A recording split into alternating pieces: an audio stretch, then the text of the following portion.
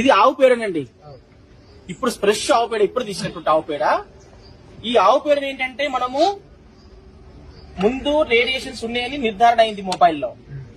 అయిన తర్వాత ఈ ఆవు పేడను మనము మొబైల్ పైన పెట్టేస్తున్నాం. పెట్టిన తర్వాత ఏమైంది, జై గోమాత. దీని నుంచి వచ్చేటటువంటి నెగిటివ్ రేడియేషన్స్ ఎంత సర్కిల్లో మనకి ప్రభావం చూపిస్తుంది. ఒకసారి అది చూపిస్తా. మీరు దీన్ని ఏం చేస్తారంటే ఇది పెట్టి మనకు పెట్టండి. ఇప్పుడు దీని యొక్క ఎఫెక్ట్ ఇలా 100% చూపిస్తుంది ఎఫెక్ట్. ఓకే, నెగిటివ్ రేడియేషన్ 100% చూపిస్తుంది. ఇది మనము ముందుకు వెళ్ళి చూస్తే, సైడ్ ఇవ్వండి, సైడ్ ఇవ్వండి. ఈ రేడియేషన్ ఎంత దూరం ఉందో మనకు తెలియజేస్తుంది. దాని ఎఫెక్ట్ ఇక్కడ వరకు ఉంది. ఇది దీని యొక్క ఎఫెక్ట్ అనమాట. అందుకనే గోమాత పూర్వకాలం నుంచి ఎందుకు ఆరాధిస్తున్నాం, ఎందుకు పూజిస్తున్నాం అంటే మనం అలకడము, కలాపు చల్లడం వల్ల భూమిలో ఉన్నటువంటి నెగిటివ్ రేడియేషన్ కూడా కంట్రోల్ చేస్తుంది. కాబట్టి ఈ రకంగా మనం గుర్తుంచుకోవాలనే విషయం.